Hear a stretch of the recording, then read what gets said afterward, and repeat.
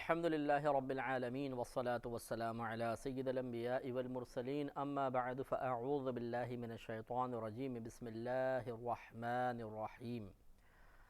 سورۃ الجمعہ چل رہی تھی اور اس کی آخری آیت پر ہم پہنچے تھے اور تھوڑا سا حصہ بس اس کا باقی تھا، اور آپ کو بتایا تھا کہ شان نزول اس آیت کا یہ ہے کہ نبی کریم صلی اللہ علیہ وسلم خطبے کے لیے جلوہ افروز تھے، اور قحط سالی کے دور میں اچانک ایک باہر سے قافلہ آ گیا جس کے پاس مال تجارت تھا، اور وہ کھیل کود کے سامان بھی لایا کرتے تھے۔ تو انہوں نے لوگوں کو مخاطب کرنے کے لیے طبل بجایا، تو بہت سے جو افراد یہاں بیٹھے ہوئے تھے یہ سوچ کر کہ ہم واپس تو آ ہی جائیں گے، ہم فوراً وہاں چلے جاتے ہیں، ایسا نہ ہو قافلہ نکل جائے یا ہمیں دیر ہو جائے اور ہم اپنے ضروریات زندگی کے سامان خریدنے سے محروم ہو جائیں، تو وہ اٹھ کر وہاں سے چلے گئے۔ چونکہ ان کا اٹھ کے چلا جانا نبی کریم کے خطبے کے دوران یہ ایک طرح کی غیر مناسب حرکت پر مشتمل تھا، لہٰذا نبی کریم صلی اللہ علیہ وسلم کی یقیناً دل آزاری ہوئی اور اس پر اللہ تعالیٰ کی طرف سے آیات نازل ہوئیں۔ تو اس میں آخر میں اللہ نے ارشاد فرمایا قُلْ مَا عِنْدَ اللَّهِ خَيْرٌ مِّنَ اللَّهْوِ وَمِنَ التِّجَارَةِ، اے حبیب کریم صلی اللہ علیہ وسلم آپ ان سے فرما دیجئے کہ جو اللہ کے پاس ہے وہ کھیل کود سے اور تجارت سے بہتر ہے۔ وَاللَّهُ خَيْرُ الرَّازِقِينَ، اور اللہ تبارک و تعالی عطا فرمانے والوں میں سے سب سے بہتر عطا فرمانے والا ہے۔ لہٰذا معلوم یہ ہوا کہ دنیاوی تجارت ہو یا کوئی کھیل کود ہو، اللہ تعالیٰ کے پاس جو کچھ ہے وہ ان تمام سے بہتر ہے۔ معلوم یہ ہوا کہ ایک ذہین فطین شخص کو چاہیے کہ اللہ کے پاس موجود چیز پر اعتماد اور بھروسہ کرے اور اس کو اپنی دنیاوی ہر چیز سے بہتر سمجھے۔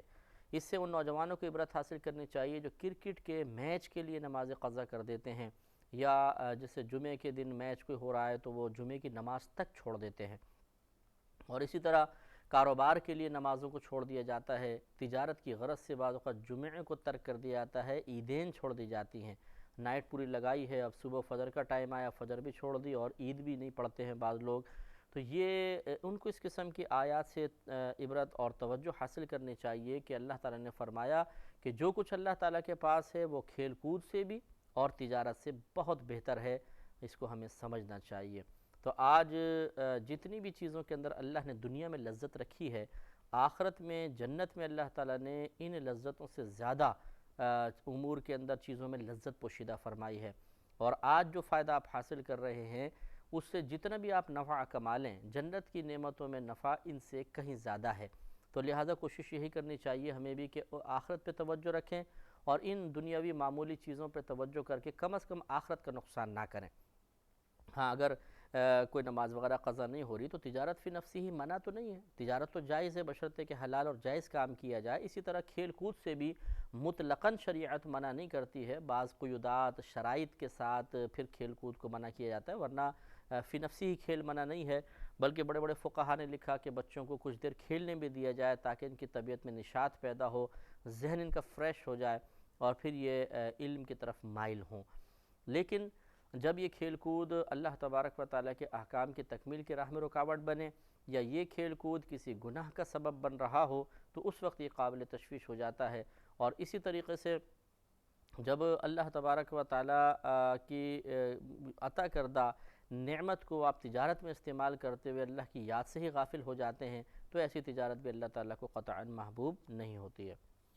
تو یہاں تک سورۃ الجمعہ کا اختتام ہوا، اس کی تقریباً 11 آیات تھیں، اور اب انشاءاللہ سورۃ المنافقون کا آغاز ہوگا، اور اس کی بھی 11 آیات ہیں اور یہ بھی مدنی سورتوں میں سے ایک ہے۔ کتاب انزلناه الیک مبارک لیدبروا آیاته ولیتذکر اولو الالباب۔ تو آپ کو بتایا تھا کہ مدنی صورتیں وہ ہوتی ہیں کہ جو ہجرت نبوی صلی اللہ علیہ وسلم کے بعد نازل ہوئیں، انہیں مدنی صورتیں کہا جاتا ہے۔ تو سورۃ المنافقون میں اللہ تبارک و تعالیٰ نے منافقین کا بہت پردہ چاک فرمایا، تو یہ بھی بڑی قابل توجہ صورت ہے۔ ہر صورت قابل توجہ ہے لیکن یہ کئی جہت سے قابل توجہ ہے جس کی نشاندہی انشاءاللہ وقتاً فوقتاً کی جائے گی۔ پہلے ایک بات یہ یاد رکھیے کہ منافق وہ ہوتا ہے جس کا ظاہر و باطن مختلف ہوتا ہے۔ اس کی دو قسمیں ہوتی ہیں، ایک منافق اعتقادی کہلاتا ہے، ایک منافق عملی کہلاتا ہے۔ منافق اعتقادی تو وہ ہوتا ہے کہ جس کا اعتقاد ظاہراً کچھ ہو اور باطناً کچھ ہو۔ یہ نبی کریم صلی اللہ علیہ وسلم کے دور میں تھے کہ زبان سے کلمہ پڑھتے تھے، زبان سے نبی کریم صلی اللہ علیہ وسلم کی نبوت کا اقرار کرتے تھے، لیکن دل سے منکر تھے۔ تو چونکہ ان کے اعتقاد میں گڑبڑ تھی اور ان کا اعتقاد کے اعتبار سے ظاہر باطن مختلف تھا، اس لیے انہیں کہا جاتا تھا منافق اعتقادی۔ اور منافق اعتقادی مرتد ہوتا ہے، یہ جہنم، اور سب سے کافروں کی اقسام میں سے سب سے بری قسم منافق اعتقادی کی ہوتی ہے، اور یہ جہنم کے سب سے نچلے طبقے میں ہوں گے۔ جہنم جتنی گہری ہوتی جاتی ہے اتنا ہی اس میں گرمی اور عذاب زیادہ ہوتے ہیں، اور منافقین کے بارے میں یہ موجود ہے قرآن و حدیث میں کہ یہ جہنم کے سب سے نچلے طبقے میں ہوں گے۔ تو یہ ہے منافق اعتقادی۔ اور ایک ہوتا ہے منافق عملی، کہ عمل کے اعتبار سے اس میں منافقت پائی جاتی ہے۔ اعتقاد بالکل درست ہوتا ہے، وہ قرآن کو مانتا ہے، حدیث کو مانتا ہے، جو اسلامی بنیادی عقائد ان کو مانتا ہے، لیکن اس میں کچھ ایسی حرکات ہوتی ہیں، کچھ ایسے اوصاف، کچھ ایسی خوبیاں اس کے اندر پیدا ہو جاتی ہیں جو منافقوں سے ملتی جلتی ہیں۔ مثال کے طور پر جیسے نبی کریم صلی اللہ علیہ وسلم نے ارشاد فرمایا کہ منافق کی 4 نشانیاں ہیں کہ جب اس کے پاس امانت رکھوائی جائے تو خیانت کر دیتا ہے، جب وہ بات کرتا ہے تو جھوٹ بولتا ہے، جب وعدہ کرتا ہے تو وعدہ خلافی کرتا ہے، امانت رکھوائی جائے تو خیانت وغیرہ کر لیتا ہے۔ تو یہ اس کو نبی کریم نے منافق قرار دیا، تو یہ منافق عملی ہے کہ عمل کے اندر اس کے گڑبڑ ہوتی ہے۔ منافق عملی جو ہوتا ہے یہ کافر نہیں ہوتا، لیکن یہ بھی ایک برا اس کے اعمال ہے، اس لیے اسے احتیاط کرنی چاہیے اور توبہ اس پر بھی واجب ہے۔ تو یہاں جو ذکر ہے سورۃ المنافقون میں، یہ منافق اعتقادی تھے جو نبی کریم صلی اللہ علیہ وسلم کے دور مبارکہ میں زبان سے کلمہ پڑھتے تھے، باقاعدہ کہ نمازیں پڑھتے تھے، زکوٰۃ بھی ادا کرتے تھے، لیکن نبی کریم کے نبوت کا دل سے انکار کیا کرتے تھے۔ ایک مسئلہ یہ بھی یاد رکھیے گا کہ منافق اعتقادی کے جب آپ احوال دیکھیں گے تو ثابت ہو جائے گا کہ یہ کلمہ گو بھی تھے، نمازی بھی تھے، خوبصورت بھی تھے، اچھے وجیح بھی تھے، جیسے بھی آگے خود قرآن میں ذکر آئے گا۔ ان کے پاس دولت بھی تھی، یہ زکوٰۃیں بھی ادا کرتے تھے، نبی کریم صلی اللہ علیہ وسلم کی صحبت میں آ کے بیٹھتے بھی تھے، لیکن اللہ تعالیٰ نے انہیں کافر قرار دیا، انہیں جہنمی قرار دیا، اور ان کی نشاندہی فرمائی، اور انہیں چن چن کے سرکار کی بارگاہ سے نکالا گیا، جس سے یہ ثابت ہو گیا کہ صرف کلمہ پڑھنا کافی نہیں ہے، نمازیں پڑھ لینا کافی نہیں ہے، روزے رکھ لینا، زکوٰۃ ادا کرنا کافی نہیں ہے، جب تک کہ اعتقاد درست نہ ہو۔ لہٰذا جو بعض ہمارے بھائی کہتے ہیں جی کسی کلمے پڑھنے والے کو برا نہیں کہنا چاہیے، کسی کے اعتقاد میں گڑبڑ ہے تو بولتے ہیں نہیں جی نماز بھی تو پڑھتے ہیں تو روزہ بھی تو رکھتے ہیں، جی ایسا نہیں کہنا چاہیے۔ یہ غلط ہے، نماز، روزہ، حج، زکوٰۃ، کلمہ پڑھنا یہ اپنے مقام پر، لیکن اگر کسی کے عقائد اسلامی بنیادی عقائد سے متصادم ہوں گے، ٹکرا رہے ہوں گے، تو ہم اس کے ان ظاہری اعمال کا بالکل اعتبار نہیں کریں گے، بلکہ اس عقیدے کی خرابی کی بنا پر اس شخص کو منافق قرار دیا جائے گا اور اس کی گرفت کی جائے گی۔ اور یہ کوئی فرقہ پرستی کی بات نہیں ہے، یہ تو قرآن کا فیصلہ ہے۔ اللہ تبارک و تعالیٰ نے نبی کریم صلی اللہ علیہ وسلم کے دور کے ان منافقین کو جو کلمہ گو بھی تھے، سرکار کی صحبت میں آ کے بیٹھتے تھے، نمازیں پڑھتے تھے، روزہ رکھتے تھے، زکوٰۃیں دیتے تھے، جہاد تک میں ساتھ چلے جاتے تھے، اس کے باوجود اللہ نے ان کو کافر قرار دیا۔ اس کے باوجود اللہ نے ان کے ایمان کا اعتبار نہیں فرمایا، تو بتائیے کہ اللہ تعالیٰ کو گروپنگ کرنا چاہ رہا تھا یا اللہ نے کوئی فرقہ واریت کی ترغیب دی ہے؟ نہیں۔ ہاں، بیجا فرقہ جو بنانا ہوتا ہے، یعنی بیجا گروپنگ کرنا کہ ایک شخص کا قصور اتنا نہیں ہے اور خامخواہ اس کے قصور اس کو ظاہر کر کے اور اسے اپنے سے علیحدہ کرنے کی کوشش کرنا، یہ غلط ہے۔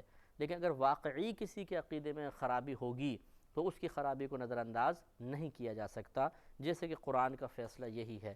لہذا اس کو شروع کرتے ہیں، بسم اللہ الرحمن الرحیم۔ اللہ تبارک و تعالیٰ نے منافقین کے پردے کو چاک کرتے ہوئے ارشاد فرمایا کہ اذا جاءک المنافقون، اے حبیب کریم صلی اللہ علیہ وسلم جب یہ منافقین آپ کے پاس حاضر ہوتے ہیں، قالوا تو یہ کہتے ہیں کہ نشہد انک لرسول اللہ، ہم گواہی دیتے ہیں کہ بے شک آپ ضرور اللہ کے رسول ہیں۔ لیکن زبان سے گواہی دے رہے ہیں، لیکن اللہ نے فرمایا واللہ یعلم انک لرسولہ، اور بے شک اللہ تبارک و تعالی جانتا ہے کہ بے شک آپ اللہ کے رسول ہیں، واللہ یشہد، اور اللہ تعالی گواہی دیتا ہے کہ ان المنافقین لکاذبون، کہ بے شک منافقین ضرور جھوٹ بولنے والے ہیں۔ كتاب أنزلناه إليك مبارك ليدبروا آياته وليتذكر أولو الألباب۔ اب یہاں ایک سوال پیدا ہوتا ہے کہ کافر تو یہ کہہ رہے تھے کہ ہم گواہی دیتے ہیں آپ اللہ کے رسول ہیں، تو یہ سچ ہے کہ جھوٹ؟ تو آپ کہیں گے تو سچ ہے، لیکن اللہ تعالیٰ کیا فرما رہا ہے؟ یہ جھوٹ بولنے والے ہیں۔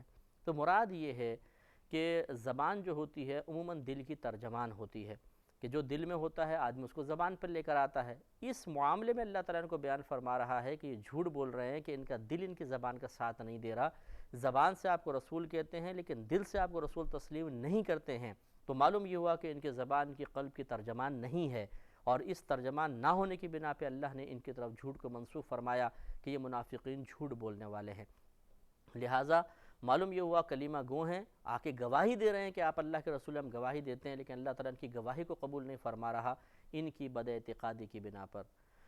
آگے ارشاد فرمایا کہ اتخذوا ایمانہم جنۃ فصدوا عن سبیل اللہ، اور انہوں نے اپنی قسموں کو ڈھال ٹھہرا لیا تو اللہ کی راہ سے روکا۔ یعنی یہ ہر چیز میں جھوٹی قسمیں کھا لیا کرتے تھے، کہ جیسے ان کی کوئی سازش کا پردہ چاک ہوتا تو نبی کریم سے دریافت فرماتے تم نے ایسا کیا ہے، تو قسم کھا لیتے تھے کہ ہم نے ایسا نہیں کیا۔ تو اللہ نے فرمایا کہ انہوں نے اپنی قسموں کو ڈھال بنا لیا کہ آپ کی طرف سے جو گرفت کے احکام ہیں ان کو روکنے کے لیے قسم کھا لیتے ہیں، اور نبی کریم صلی اللہ علیہ وسلم ان کی قسموں کا اعتبار فرما لیا کرتے تھے، کیونکہ جب کسی کے خلاف گواہ نہ ہوں تو سامنے والے کی قسم کا اعتبار ہے، وہ قسم کھا لیا کرتے تھے اور اس طرح بچ جایا کرتے تھے۔ لیکن اللہ نے ان کا پردہ چاک فرمایا۔ انہم ساء ما کانوا یعملون، بے شک وہ بہت ہی برے کام کرتے ہیں۔ تو معلوم یہ ہوا کہ جھوٹی قسمیں کھانا بہت ہی برا ہے، کہ یہ منافقین بھی اپنے اعمال کو چھپانے کے لیے، اپنی سازشوں کو چھپانے کے لیے، اور پھر نبی کریم صلی اللہ علیہ وسلم کی بارگاہ میں آ کے جھوٹی قسم کھانا، یہ بہت بڑی جرت ہے۔ اللہ تعالیٰ نے اس کو برا کام قرار دیا۔ لہٰذا ہمیں بھی غور و تفکر کرنا چاہیے۔ بعض لوگ چھوٹے چھوٹے فتنوں سے بچنے کے لیے جھوٹا قرآن اٹھا لیتے ہیں، جھوٹی قسمیں کھا لیتے ہیں، اور یہ بعد میں توبہ کر لیں گے، بعد میں کفارہ دے دیں گے، اس مصیبت سے بچ جائیں۔ یہ نہیں سوچتے کہ جھوٹی قسم کھانے کے بعد اگر اللہ تبارک و تعالیٰ ناراض ہو گیا تو اس کا پھر کیا کریں گے، وہاں کیا کریں گے، اور وہاں پہ کون سی تدبیر اختیار کر کے اللہ تعالیٰ کی گرفت سے بچیں گے، یہ ہم توجہ نہیں کرتے ہیں۔ لہٰذا یاد رکھیے کہ جھوٹی قسمیں کھانا یہ حرام ہے، گناہ کبیرہ ہے، بہت ہی برا ہے، کہ اللہ تبارک و تعالیٰ کے محترم نام کو ذکر کر کے سامنے والے کو دھوکے میں مبتلا کرنا اور پھر جھوٹ بولنا، یہ بہت ہی بڑا گناہ ہے، اس سے ہمیں بچنے کی کوشش کرنی چاہیے۔ آگے ارشاد فرمایا کہ ذالک بانہم آمنوا، یہ اس لیے، یہ جو برے عمل کر رہے ہیں اور یہ ان کو منافق قرار دیا گیا، یہ اس لیے کہ وہ زبان سے ایمان لائے۔ ذالک بانہم آمنوا، یہ اس لیے کہ وہ ایمان لائے، ثم کفروا، پھر دل سے کافر ہو گئے۔ بظاہر تو اس کے لفظی ترجمہ یہ ہے، یہ اس لیے کہ وہ ایمان لائے پھر کافر ہو گئے، لیکن ان کا کفر ظاہر تو نہیں تھا، یعنی زبان سے ایمان لائے اور دل سے کافر ہو گئے، یعنی دل سے انہوں نے انکار کیا۔ اس وجہ سے اللہ نے فرمایا کہ انہم ساء ما کانوا یعملون، کہ بے شک یہ کیا ہی برا کام کر رہے ہیں، جو کچھ کر رہے ہیں بہت ہی برا ہے۔ فطبع علی قلوبہم فہم لا یفقہون، تو ان کی دلوں پر مہر کر دی گئی تو اب وہ کچھ نہیں سمجھتے۔ یعنی جب اللہ تبارک و تعالیٰ نے ان کو پے در پہ موقع عطا فرمائے، ہر چیز دیکھ رہے ہیں، نبی کے معجزات دیکھ رہے ہیں، سرکار کی چہرے کی نورانیت ان کے پیش نظر ہے، آپ کا کردار، آپ کا عمل ان کے سامنے ہے، صحابہ کرام کی اطاعت، اسلام کی ترقیاں ان کے سامنے ہے، اس کے باوجود اگر کوئی شخص ہدایت قبول نہ کرے، اس کے باوجود اگر منافقت نہ چھوڑے، تو اس کا مطلب اس کے دل پہ مہر ہی لگ چکی ہے۔ ایسا نہیں ہے کہ اللہ تعالیٰ نے پہلے مہر لگا دی اور پھر ان کو ہدایت کے اسباب دیے اور اس مہر نے ہدایت کے اسباب قبول کرنے سے روک دیا۔ اگر ایسا ہوتا تو پھر ان کا قصور تو نہ ہوتا، وہ تو اللہ کی طرف منسوب کیا جاتا۔ مطلب کہنے کا یہ ہے کہ ہر قسم کے ان کو اسباب ہدایت مہیا کر دیے گئے، لیکن ان بدبختوں کی بدبختی ان پہ غالب رہی اور انہوں نے سب کو ٹھکرا کر ایک غلط راستہ اختیار کیا، تو گویا کہ ان کے دل پہ پھر مہر لگا دی گئی۔ وَإِذَا رَأَيْتَهُمْ اور جب تم انہیں دیکھو گے تُعْجِبُكَ أَجْسَامُهُمْ تو ان کے جسم تمہیں تعجب میں مبتلا کر دیں گے، تمہیں پسند آئیں گے. یعنی یہ بڑے خوبصورت ہوا کرتے تھے. عبداللہ بن ابی جو تھا یہ بہت ہی بڑا منافق تھا اور خوبصورت آدمی تھا. اسی طرح جو اس کے ساتھی تھے وہ بھی جسم کے اعتبار سے، خوبصورتی کے اعتبار سے اچھے تھے. تو اللہ نے گویا کہ ارشاد فرمایا کہ بظاہر ان کے نیک اعمال، بظاہر ان کی خوبصورتی، یہ سب اپنے مقام پہ، لیکن عقائد کی خرابی ہے تو یہ بہت ہی برے ہیں. وَإِن يَقُولُوا تَسْمَعْ لِقَوْلِهِمْ اور اگر یہ بات کریں تو تم ان کی بات کو غور سے سنو. یعنی یہ نہیں کہ سنو حکم دے رہے ہیں، بلکہ یہ کہ یہ ایسے ہیں کہ جب تم ان کو دیکھو گے تو خوبصورت لگتے ہیں، جب یہ کلام کرتے ہیں تو ایسے پیارے انداز سے کلام کرتے ہیں کہ تم غور سے سننے پہ مجبور ہو جاتے ہو. كَأَنَّهُمْ خُشُبٌ مُّسَنَّدَةٌ تو گویا کہ وہ کڑیاں ہیں جو دیوار سے لگائی گئی ہیں. پہلے دور میں جیسے ہمارے یہاں آج کل یہ بیم لگتی ہے، ایسے چھت کو روکنے کے لیے دیواروں پر لکڑی لگائی جاتی تھی جس کو کڑی کہا جاتا تھا. گارڈر بھی جس کو آج کل لوہے کے گارڈر ہیں، اور اس کے اوپر چھت ٹکتی تھی. تو وہ خوبصورت اگر کڑیاں لگائی جائیں تو اچھی لگتی ہیں، لیکن کیا ہے کہ وہ لکڑیاں نہ تو ہدایت قبول کرنے کی صلاحیت رکھتی ہیں اور بے جان چیز ہوتی ہیں، اس میں اپنی کوئی عقل نہیں ہوتی. تو اللہ تبارک و تعالیٰ نے اس میں اشارہ فرما دیا کہ منافقین کا ظاہر بڑا خوبصورت تو ہے لیکن عقل نام کی کوئی چیز ان میں نہیں ہے. يَحْسَبُونَ كُلَّ صَيْحَةٍ عَلَيْهِمْ یہ ہر بلند آواز کو اپنے اوپر ہی گمان کرتے ہیں. اس کا مطلب یہ ہے کہ یہ منافقین دل سے تسلیم کرتے تھے اس بات کو کہ ہمارے خلاف کوئی وحی آ سکتی ہے، ہمارے خلاف بھی کچھ ہو سکتا ہے، لیکن پھر بہت سی علامات کو دیکھ کر نبی کی نبوت کا انکار کر دیا کرتے تھے. تو جب کوئی آیت کریمہ، کوئی وحی نازل ہوتی تو ایک شور سا اٹھ جایا کرتا تھا، نئی آیت نازل ہوئی، نئی آیت نازل ہوئی. تو اس طرح اگر کوئی آواز بلند ہوتی ہے تو انہیں ایک دم خوف سا پیدا ہوتا تھا کہ ایسا تو نہیں کہ ہمارے خلاف کوئی ہماری سازش چاک کا پردہ چاک کر دیا گیا ہو، کوئی ہمارے خلاف حکم نازل ہوا ہو. تو یہ گھبرا جایا کرتے تھے. اس کی نشاندہی کرتے ہوئے اللہ نے فرمایا کہ یحسبون یہ گمان کرتے ہیں کل صیحۃ علیہم ہر بلند آواز کو خود پر گمان کرتے ہیں کہ شاید ہمارے متعلق ہے. ہم العدو وہ دشمن ہیں، فاحذرہم تو اے حبیب کریم صلی اللہ علیہ وسلم آپ ان سے بچیے. دیکھیں معلوم ہوا کہ وہ آ کے گواہی دے رہے ہیں کہ آپ اللہ کے رسول ہیں، کلمہ پڑھ رہے ہیں، نمازیں پڑھ رہے ہیں، روزہ رکھ رہے ہیں، زکوٰۃ دے رہے ہیں، جہاد میں ساتھ جا رہے ہیں، لیکن اللہ کیا فرماتا ہے کہ ہم العدو وہ ہی دشمن ہیں. فاحذرہم اے حبیب انہیں چھوڑ دیجئے، ان سے بچیے، ان سے کنارہ کشی اختیار کیجئے. اس کا مطلب یہ ہوا کہ اگر کسی شخص کا عقیدہ خراب ہو جاتا ہے تو وہ اللہ کا دشمن ہے، اسلام کا دشمن ہے، تو ہمارا بھی دشمن ہے. اور پھر اس کے لیے حکم ہے فاحذرہم اس کو چھوڑ دیجئے. تو نبی کریم صلی اللہ علیہ وسلم نے ان سے کوئی تعلق قائم نہیں فرمایا. تو اسی طریقے سے ہمیں بھی سروش پہ چلنا چاہیے، لیکن کس انداز سے وہ انشاءاللہ میں عرض کرتا ہوں اگلے پروگرام میں. وآخر دعوانا ان الحمد للہ رب العالمین.